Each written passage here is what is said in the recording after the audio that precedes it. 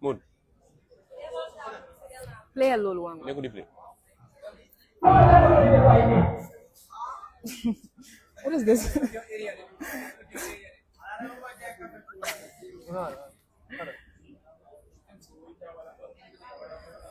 Sorry.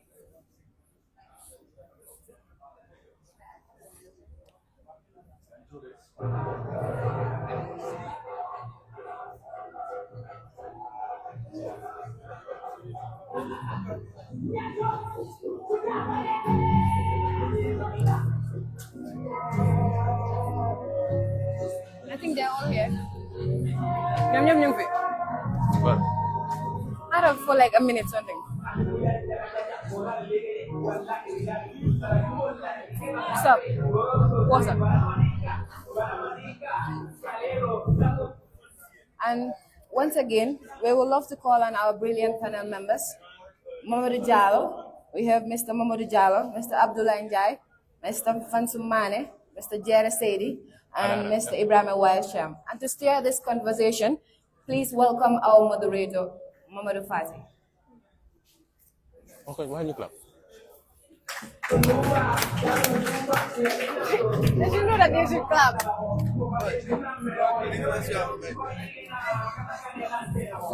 Fati. Ñun ñu fi nekk di ñoom ñoo wax. Ñun duñu wax.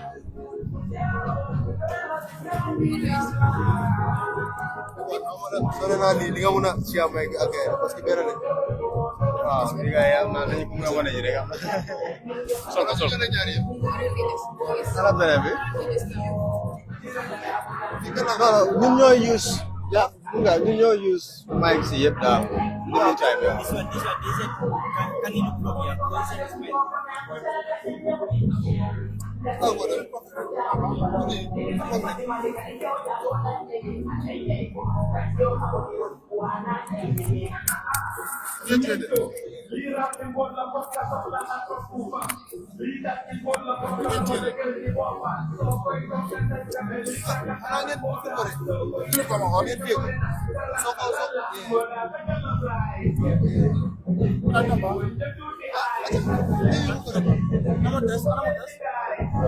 Test mic test.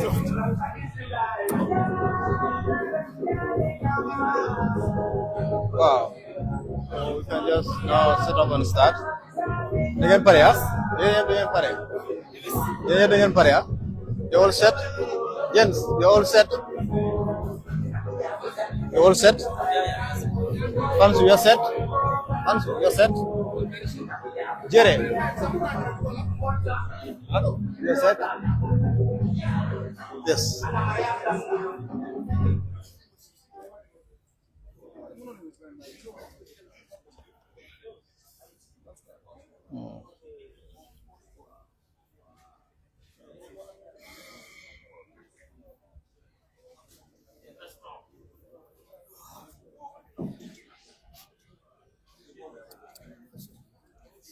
Good morning.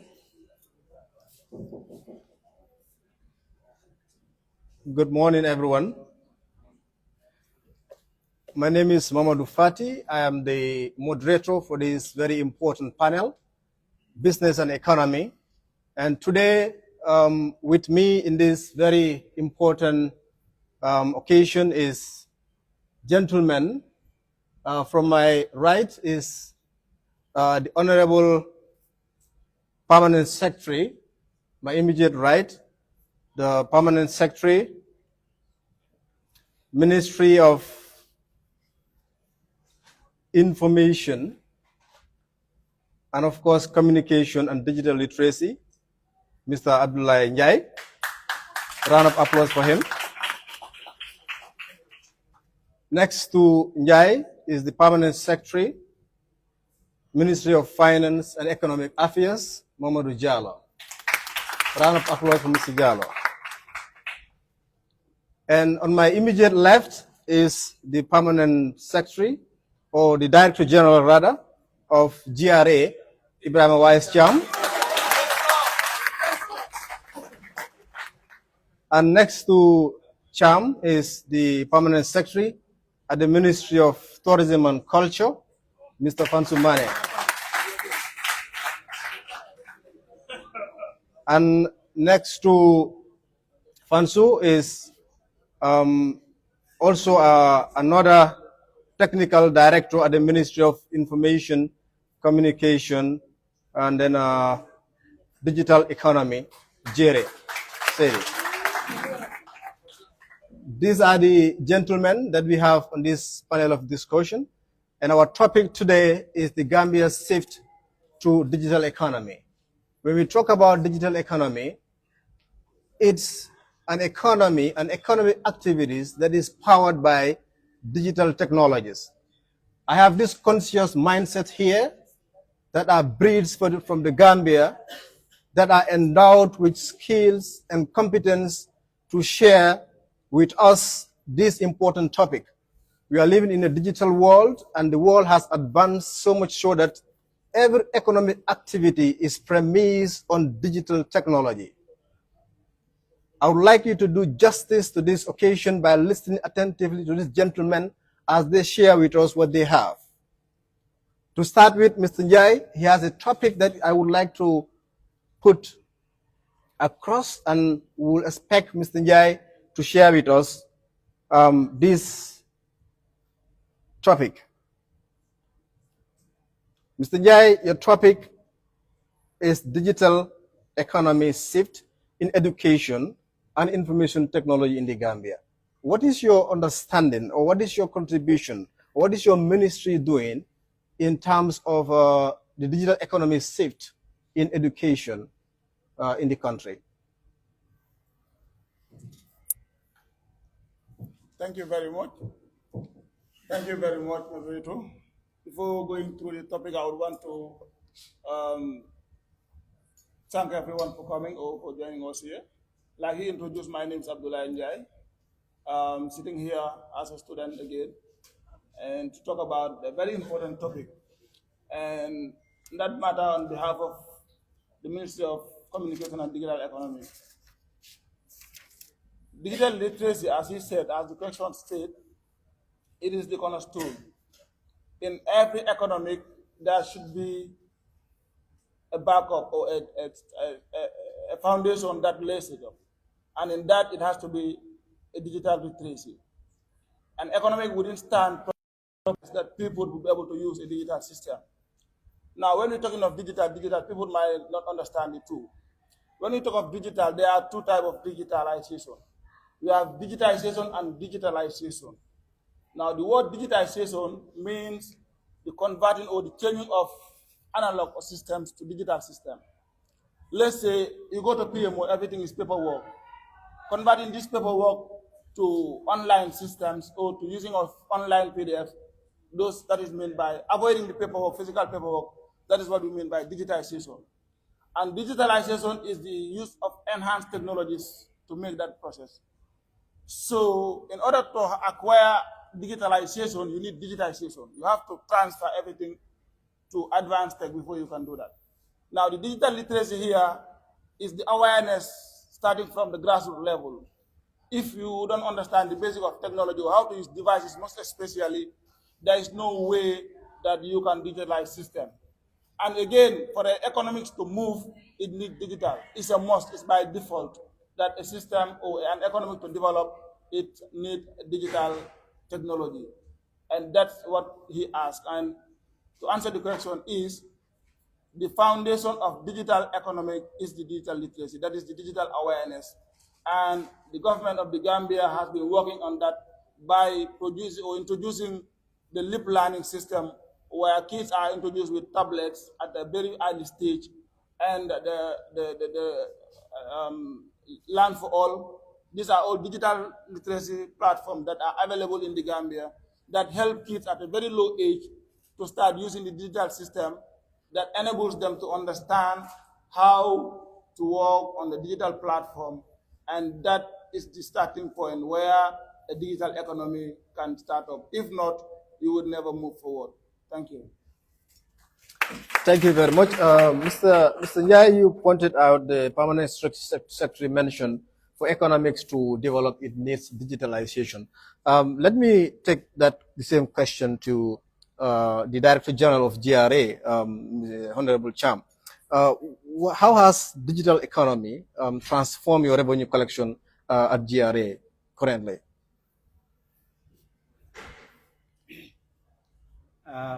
Thank you so very much, Mr. Moderator.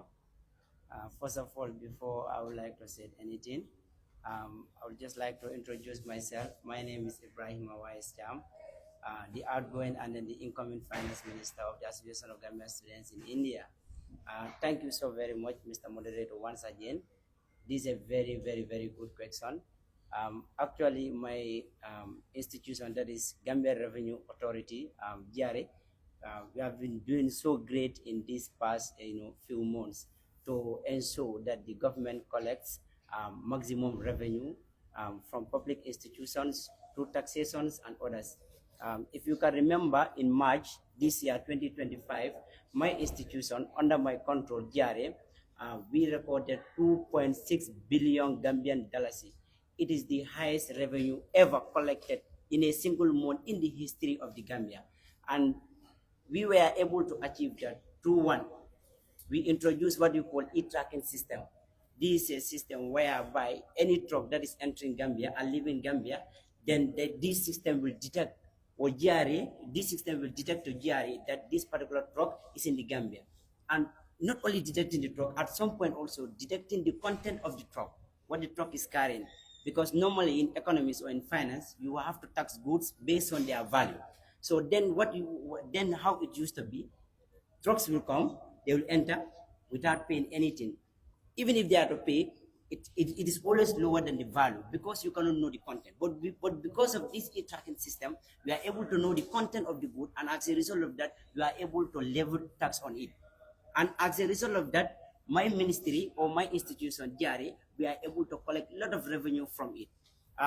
If you can remember, just 6 days ago, some of my staffs, they went to China to do a study on tax digitization on economy. And then one of the things that they highlighted is that we have to digitalize our tax system for the fact that one, it ensures transparency and accountability. Let's say, for example, this UPI here, Paytm, if you make payment, if somebody make payment, he will share with me the screenshot. So no matter what, even if I deny, somebody will bring that screenshot out, say I have made the payment. So one, it ensures transparency and accountability. And again, it lowers administrative costs for us. Then we go by papers. You come, you pay tax, you have to write your name, you go. So it's so burden. But now we have a system whereby if you come, when you pay tax, like we give you a number, like in India, they call it GST. Like if you are a business owner, you have your own GST number. So in Gambia also same thing. So you will be given that number. Once you make payment, you can log into your own account and detect like what are the areas you are having, or if you have cleared all your debts. So this ensures that like low administrative costs, because then we will come and employ people, they will come, they have to go track your tax history, but now no. Digitization is there, technology is there. You just have to enter, put in your number, then you will see everything. Let me bring my second question for you now, instead of leaving it for later.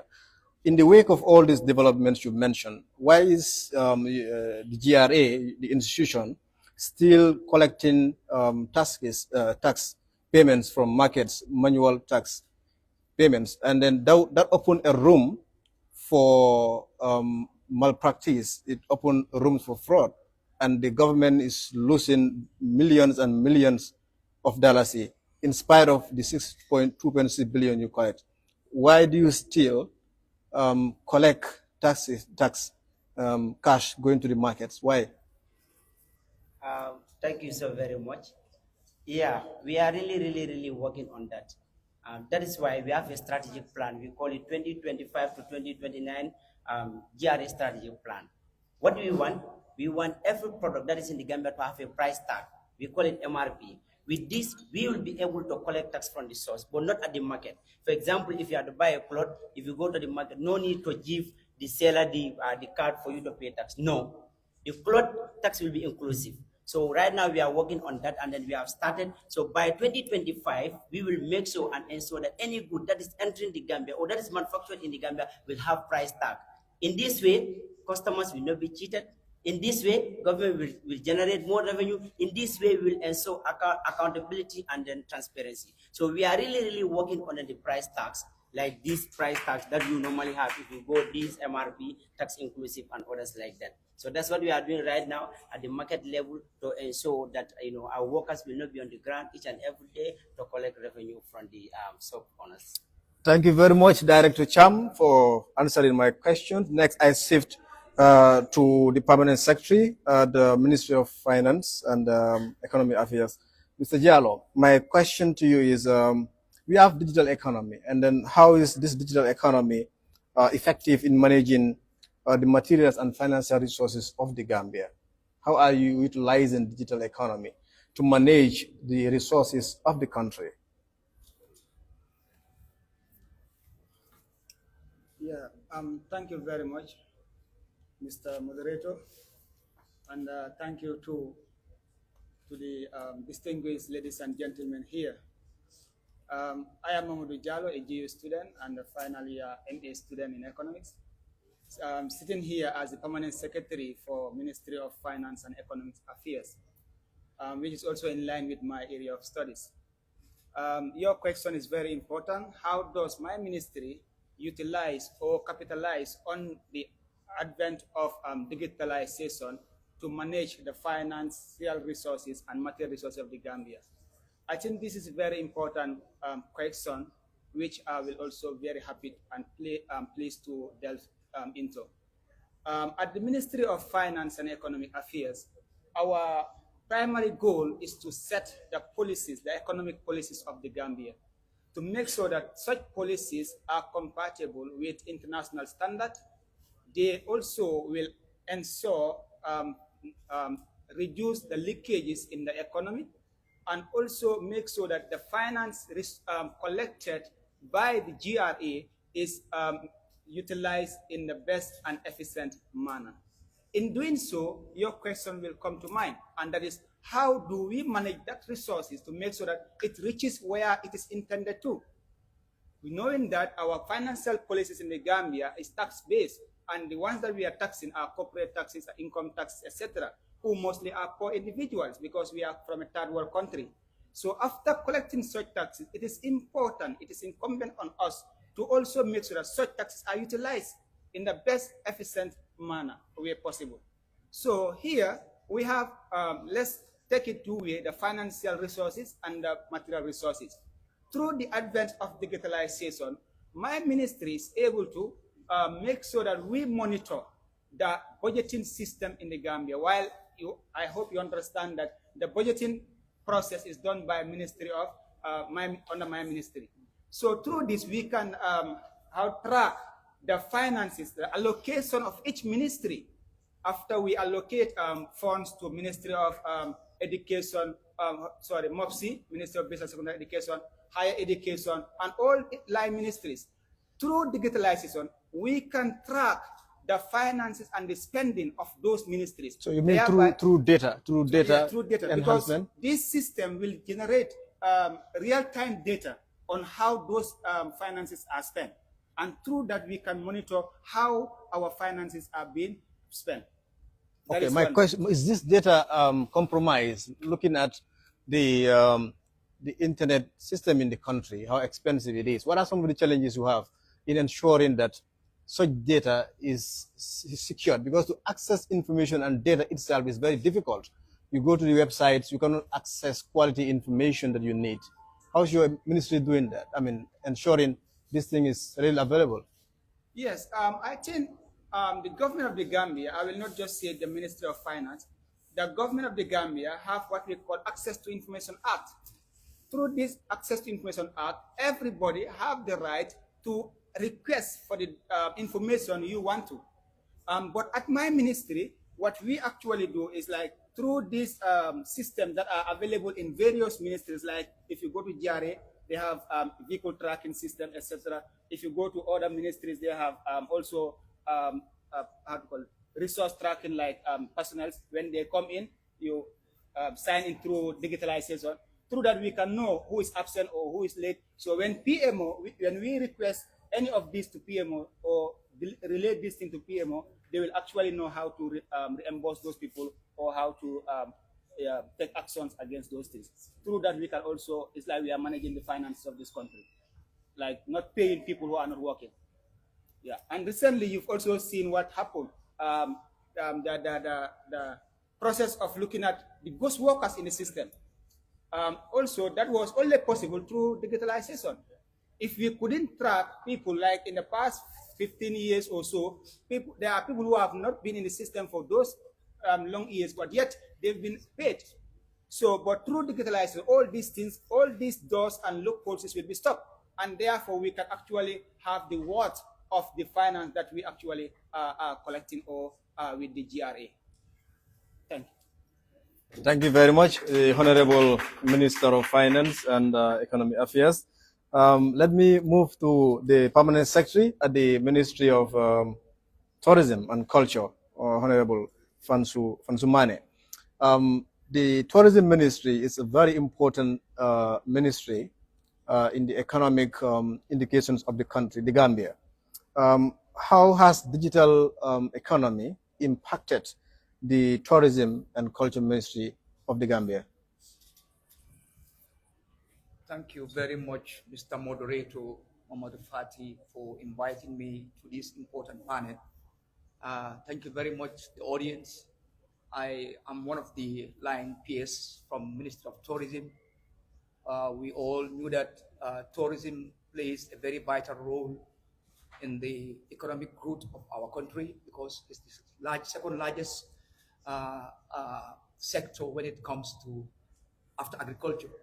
So my ministry is very impressed with adopting this new system of transforming from analog to digital system, because before we were using the traditional method of keeping records and then analog system, but in 2010, digital economy was introduced into Ministry of Tourism, and then it has catapulted, it has moved us to another level because it has sell our agenda to the international platforms. Because before, a lot of people did not know about the smiling coast of the Gambia, because we are so limited, because we are not using digital apparatus, we are not using platforms like website, we are not using social media. But now it is, a lot of people knew about our industries, our beautiful beaches, our safes, our beautiful hotels. So we have platforms that are selling our agendas. So introduction of digital transforming from analog to digital has played a very vital role in my ministry, because now tourists from different countries can go online, can book hotels, can have access to a lot of information. So digitalization is the roadmap. So my ministry is here to stay and is here to empower these transformation. So digitalization is something that has bring a lot of changes. Mr. Fari, thank you very much. I still want to know, like, what impact does the digital economy has on those businesses that are operating in the tourism area, especially restaurants? Is there anything that changed in the way the restaurants operate by using digital technology, such as you can be in Blinken and order food and whatever? Is there any impact? I would like you to mention if there is any. Yeah, digitalization, it is something that has come to ease our burdens, because most of the tourists from countries like Scandinavia, from America, from Europe, it is a culture. So we are trying to also inculcate the same culture to our level in the Gambia. So people, not everybody have the time to walk and go. Sometimes people want to use some of these platforms to be able to access some of the things that they need easily. So like some of the restaurants now, they have applications that they are using. So no need for you to go and physically appear. You just have to pay online. because people are having credit cards and Visa cards.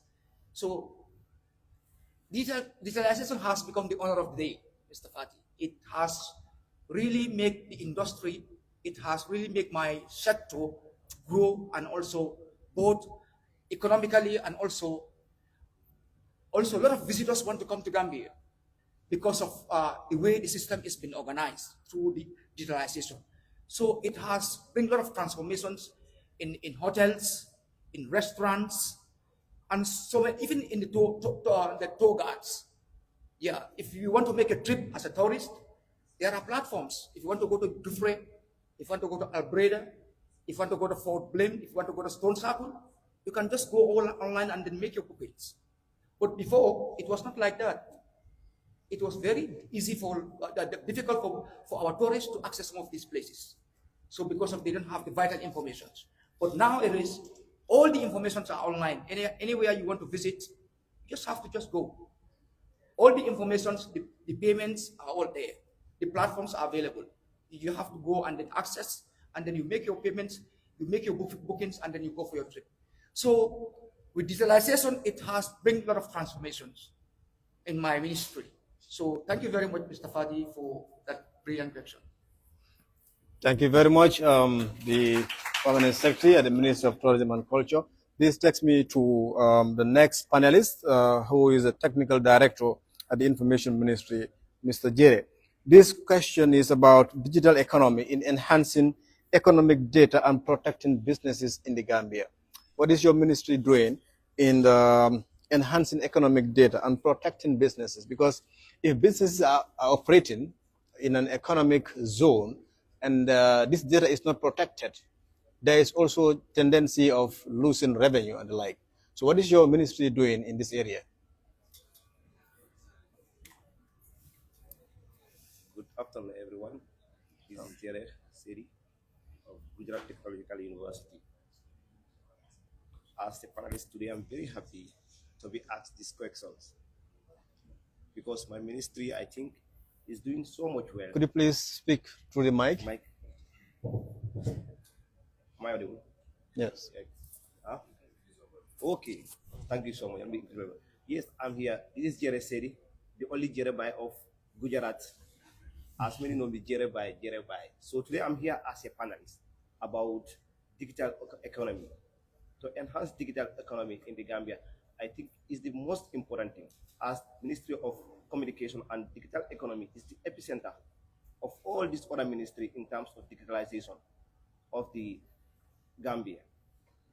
If you look at it, to enhance the economy and protecting of that is the most important thing, because to protect the scamming, fraud, and other leakages.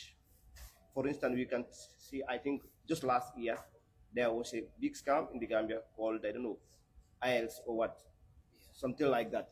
So those things are the things ministry is working on that to protect those data. How are they going to protect those data? One thing is that is what? How to call it? Sensitize people. Sensitization of people is one of the most important things. As Mr. Njai said, digital awareness. People have to be aware. That's the most important thing. Because without knowing, investing in a business, without knowing that business is an informal business, because there are many informal business even in the Gambia. So what the ministry is doing on that is that through data collection, most of the ministries now are adopting those things. Just like if you come to the Ministry of, how to call it, PMO, collecting data of people, and they are held responsible of those data also as well. You understand? As an engineer as well, we have to be observant in improving the business. When you come to improving the business, it's formalization of informal business. As we observe, I think through my observation, just like when you look at the status of many Gambian, both boys and girls, that are into business, but most of those businesses, they are informal. Are they paying taxes? Some people are even selling foods. Others are selling, how to call it, I don't know, this how to call it, these ornaments, and other, I think, makeups. They are selling it. But are we getting revenue from those people who are selling those ones? This is a win-to-win situation. Developing a platform where those people can formalize their business, because every business needs an investment. to support their business. A lot of people are going on the financial crisis because if you want to, just like an e-commerce website, if you want to do e-commerce website in the Gambia, a lot of people in the ministry are working. Ladies are working, and just like in our course, I think in our culture, even in the Gambia, ladies are just responsible for cooking, not just responsible in terms of. I'm not here to be gender biased, but that's our culture. You understand? Most of them are in offices also. They are working. But how can they get their hard quality resources, just like groceries for cooking? How do they get it? If we can have a platform for only delivery of goods each and every day in each ministry in the greater Banjul area, I think most of our ministries are at the greater Banjul area. So one thing is that this one will formalize the business. Other people will invest in that business. After investing, the government also will collect its taxes. Those platforms also, ministry is working under those ones also. If you come to how to call it, this one, GRA, as the minister spoke here, tax collection, they are using AC CUDA, which is for international, integrating people, the international world, for business and helping them is developed by the UN. But one thing also I have suggestion as an engineer, why can we develop our own? As we are in India, we have seen it. This UPI is one of the most fastest in the world in terms of transactions. You understand? If those transactions are available, I think the most, how to call it, hindrance in Gambian economy is transaction and communication, payments. I think now Wave is available, but Wave have some loopholes because of the transaction. When you have transaction, somebody can withdraw his transaction without consulting the other party. That is what non-reliable and accessible, how to call it, transaction. Because as far as you, how to call it, you do a transaction, before you withdraw your transaction, you have to inform the third party that this either this is a mistake or it's not a mistake. So protecting those business, that's one part the ministry is working on also, to digitalize the system in such a way that there is a reliable transaction. Because I think LinkedIn, I saw many people, thank God, many engineers in the Gambia are also involved in both the ministry and private sectors. Okay. And there can be an audit also. The number of taxes that are collected, when the system is developed, that ACUDA, the number of taxes that are collected can be known, and this real-time data can be analyzed. Understand where the taxes are coming from, which ministry is getting the higher tax, which goods are coming into the country, and which goods are exported outside the country. This is one of the most important. The ministry is working on that. Yeah. Thank you very much. Thank you very much. One more question for the Permanent Secretary, Njai. Digital economy in education, how has it enhanced your record keeping? I think that is the most important question. Like I said earlier, the awareness, and now bringing back to the education aspect, which is also awareness. Like I said, you're going to embrace digital economy, or you're going to embrace economic or even digitalization without the awareness, the knowledge, the know-how of acquiring the device. In the Gambia, a record has it that almost 80 to 85% of people use devices. But how and why? This is another important aspect. Now, if you link it back to the education aspect that you just made mention of, our ministry, that is the Digital Economy Ministry, in collaboration with the Ministry of Education, has used this platform at a very advanced level. It's difficult to mention all of them here, but I will just give you a few of them. For instance, there is what we call IMIS, the Education Management Information System. This system is built in a way that data is recorded from BAT. The plan is from BAT, like through the Ministry of Health, in collaboration with the Ministry of Health. From BAT, data is recorded to your education career. For instance, if a child is registered at BAT, after 6 years, if the child is not sent to school, the minister in her office can receive in a dashboard alert that, let's say, 20 kids were BAT in this date and are due for school, and they are not registered in any school. Because remember, in IMIS, that is the Education Management System, all schools have codes. Some of the teachers that are here probably would know what I'm saying. All teachers have school codes, and all these schools are sending data to the school. Let's say attendance, teacher attendance, student attendance, all of these records are coming. Now, to track kids that are even born and not registered to school, there is a system that is built, not yet implemented, but is still in the process, that track kids and and probably they will be consulted back through the welfare department, because these are collaboration. Government collaborate. Not Minister of Finance alone does it, economic does it alone. Digital economy will do its part, education do its part, and social welfare will do its part. They will now consult the social welfare to say, well, we have this number of kids, why are they? What is their fate? Why are they? Are they registered? Now, coming back to the record indicator, we also ask in schools. Now, this education management system, not only in pilot, now it's implemented. The STAR record is yet to be implemented. It is implemented. As I'm speaking, record is flowing from every school, in Fatoto, in Bolivana, those are from person who know this, or from any school that you have in the Gambia, is sending real data as I'm speaking. This is done in a way in two ways. If you remember a few days ago, those of you that follow Gambia, you will realize that there is this one school, one laptop policy that was introduced. And the government were able to produce laptops for all public schools. This is just to make sure data. You know, you cannot talk about development of the economy without having the data. So that's why the ministry is making this responsibility to make sure data is produced. For this one, we're going to take this one without knowing what to do. So data is being sent in two ways. Through the digital way, that is schools that are located on internet and electricity. Those that doesn't have, has a collaboration with user where you just have to type a code, a simple rule, has school code, has number of teachers present, 20, number of students present, 30 boys and girls, 40, 30, and send SMS. So in the ministry's office, we have a big screen. Some of you that are going to the Ministry of Education, you will see that. There's a dashboard coming in real time. All the schools, by region, by clusters, and even by district. So you will see each school and data that is coming. So the minister in our office can now call a director, or even can call even a head teacher directly and say, I have seen only 5 teachers present in your school, what's the problem?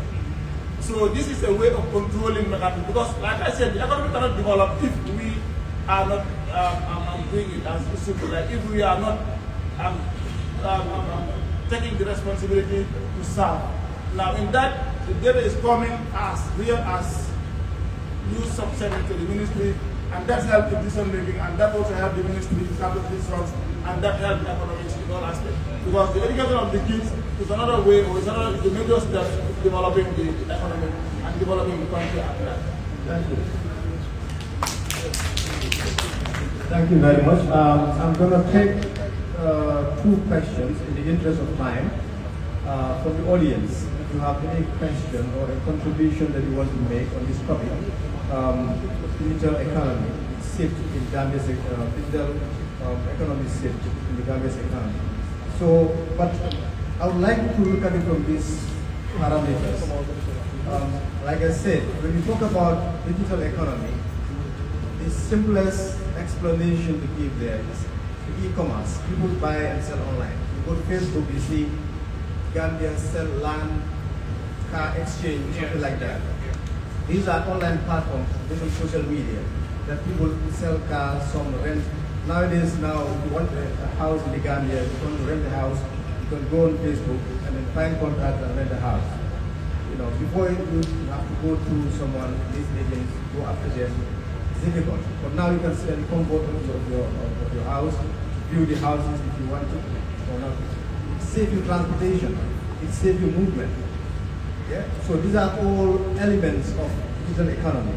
You have digital payment, mobile banking. Most of us have mobile banking. We have Bank mobile app, we have Wave now, we have now Instituna. All those ones are digital payments. Now, these ones are impacting the economy. If you look at countries like India, they are doing pretty much well now. Most of these small businesses, entrepreneurs, are doing well thanks to the digital platform. You might want to explore and know how that impact the economy. That is how countries develop. That is how you support your entrepreneurs to access markets. Because without digital economy, without internet, that also comes. Digital economy goes what? With internet. If the internet is expensive, electricity is a problem, you cannot have digital economy practiced efficiently and effectively in your country. So there is supposed to be a policy shift. There's supposed to be advocacy, the government to empower, to come up with infrastructure, digital infrastructure, broadband networks, to also have what we call the PPP, the public-private partnership, where we can have cheap internet to ensure that we streamline these businesses effectively and efficiently. So if you have any contribution at this point, a question or a comment, I will take two, then we can wrap up this panel. I believe the essence is to set light on what the economy is. It is our responsibility to raise awareness because we are educated and we are opportune to have history of what it is. And we can share it with our colleagues and we can make further research about these things. We can give you all the information you need here, but I believe you have a hint of what it is and what it can do for you, your fellow brothers and sisters in the country, and of course the entire African continent. So I would like to draw the curtain here and wait for two questions or comments. Okay, while the question is coming here, while the question is coming, I just have one or two things to add on to what you were talking about, especially in the case of India. Let's say our government, we are also not left behind. There is what we call e-government that is introduced. I'm not sure if you have followed it. In fact, a direct link. This e-government is responsible for all e-government platforms, all e-service platforms that people use now. Now, in the ministry, there is that team that specialized on building applications. Now, most of you here will realize that if you apply for PMO, it's an information free guys. Those of you that are graduating can apply from India. You don't have to go and apply through physical letters now. You can be searching on the gov.gm.pmo and you can apply for vacancy position while you are in India. And probably you can even be interviewed in India and secure. I know 2 or 3 people that were appointed while they are in India before reaching to the Gambia, through the Gambia government.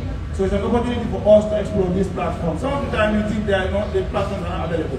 But I will tell you, if there's this so that you know usually work, you clearly post. You see some Gambian talent who imagine that this not existing in the country. But sometimes you don't explore them. So it's an opportunity just after what we are saying about India. We are learning a lot, and I'm saying that the government has also some of this already in place, and some talented youths are already working on them. For example, the aid platform. In fact, PMO is benefiting from them, and the Ministry of Trade and Employment is also working on those exactly. E-procurement, exactly. Everything is now based on digitalized systems, not paperwork. So it's definitely embracing technology, and that is the way that the economy can grow. Thank you very much. Yes. Yes. First question. The first question. Mr. President. Yes.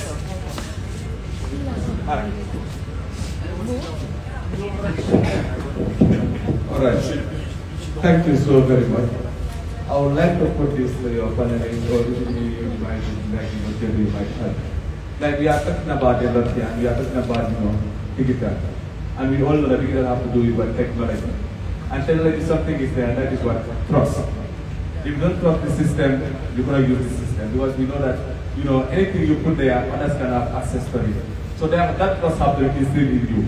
So Jai was talking about e-government, e-project, whatsoever. So how can I believe that when I apply through the portal, they will accept or they will look at it while they will not reply my email?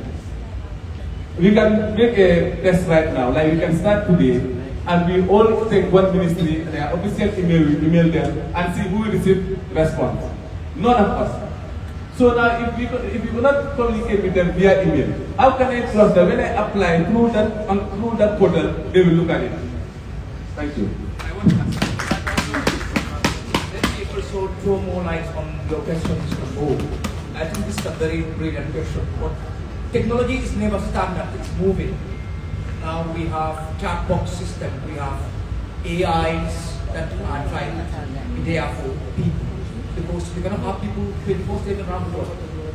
Some of these portals are managed by AIs. They can be able to improvise the response that you need types. Sometimes you can write or you can send email. Before, that's the traditional system.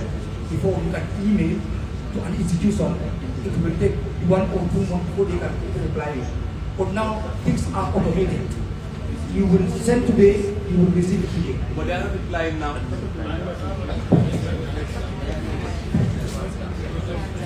Thank you. That's a very important question. I know you will ask that. Now remember, most of these official emails are managed by individual officers.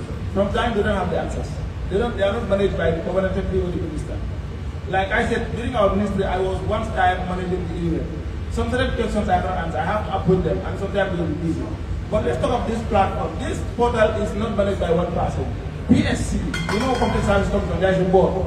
They have access. That's why it's very fair. Some people know General from Bradford. He was appointed and approved everything from India before he came to Gambia. So it's definitely different from email. Email is managed probably by one, but this is managed by a group. And everyone is seeing, because the dashboard, once there's something applied, it clicks up.